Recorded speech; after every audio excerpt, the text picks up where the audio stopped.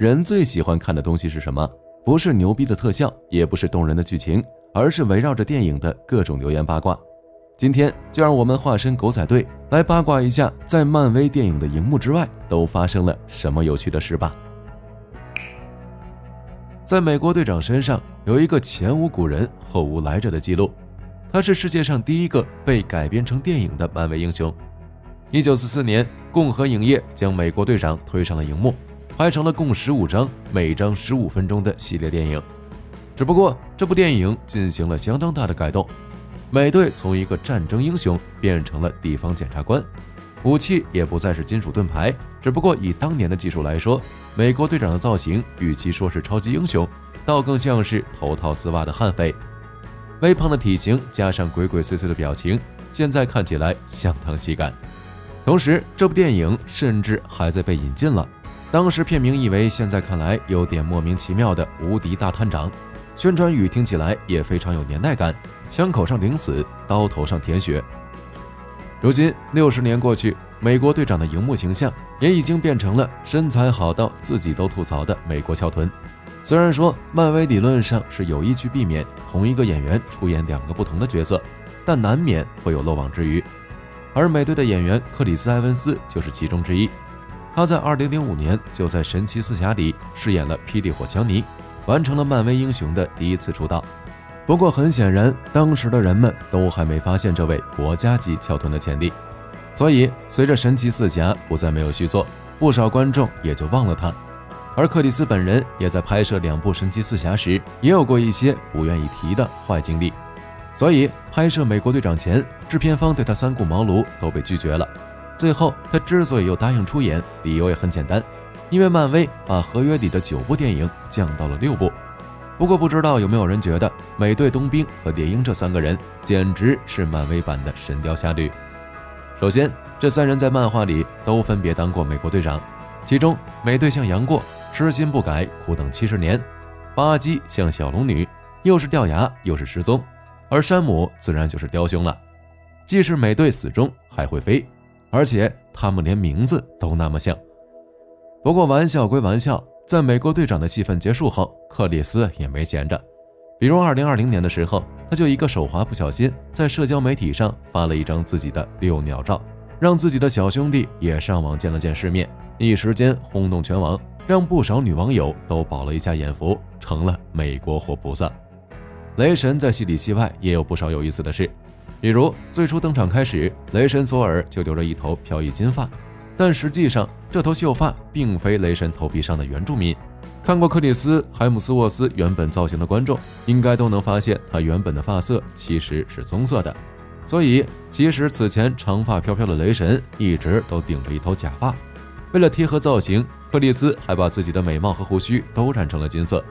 或许是对此看不下去，雷神3中创世神出手了。斯坦李老爷子扮演的萨卡星理发师用右手的要你命3000把雷神的金发全剃掉了，并且真实身份乃是客串侠的斯坦李，其实早在雷神系列刚刚立项时就展露过自己的野望。他已经不再满足于这种路过讲2句骚话露一下脸的龙套角色了，而是直接向漫威提出想要由自己去饰演雷神的老爹奥丁。可惜这个提案最后被拒绝了。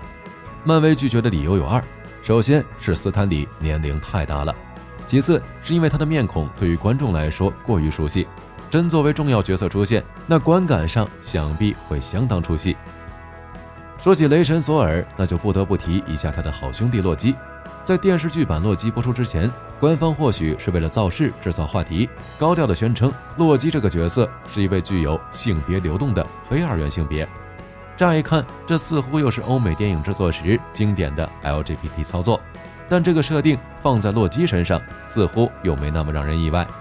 毕竟洛基这个角色在原本的北欧神话里就以玩的非常大而著称。在北欧神话里，洛基的母亲劳菲是奥丁的养母，所以他和奥丁成了拜把子兄弟。雷神索尔见了还得叫声阿叔。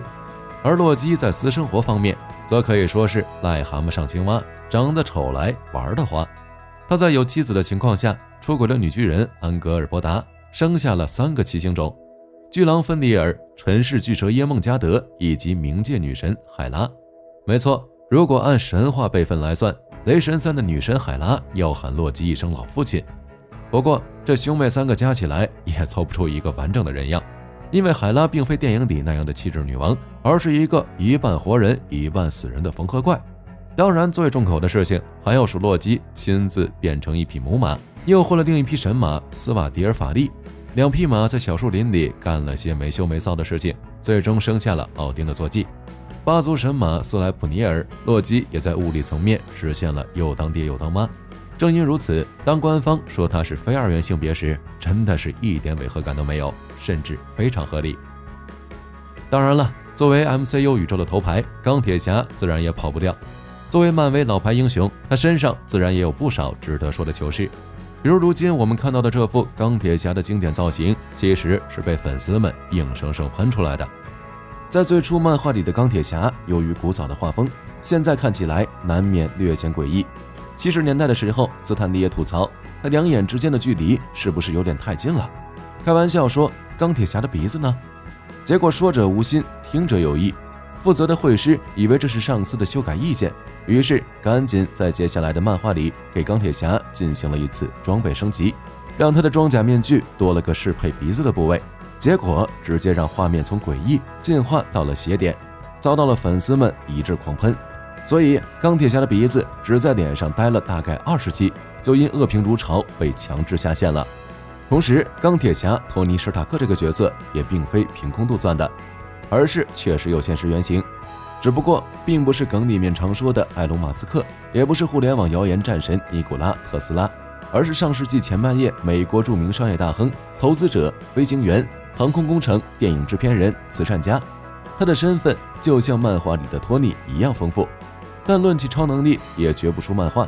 和托尼搞军火生意和 DIY 战衣一样，霍华德也有个非常雅致的爱好，那就是搞飞机。他创立了休斯飞机公司，并制造出了巨型运输机 H4 大力神。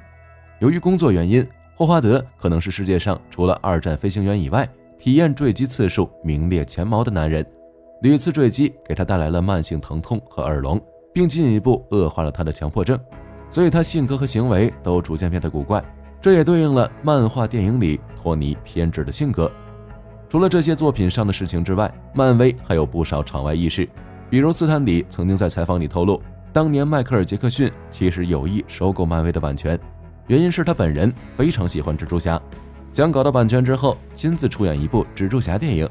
虽然最后因为种种原因这个计划没有实现，不过假如漫威真的被迈克尔·杰克逊拿到版权，并且成功拍摄出电影，搞不好漫威真能提前几10年实现辉煌吧。对于漫威公司来说，在电影和漫画的收益之外，玩具以及相关周边产品也是一个相当重要的收入来源。上世纪90年代，漫威的母公司就在 X 战警人气爆炸的时候，靠卖相关的周边人偶大赚一笔。但很快他们就发现一个问题，赚的越多，交的税也就越多。因为当时人形玩偶的税率和普通玩具的税率是分开计算的，当年芭比娃娃的税率高达 20%，而一般的玩具只有 6.8%。 很显然 X 战警的玩偶属于前者，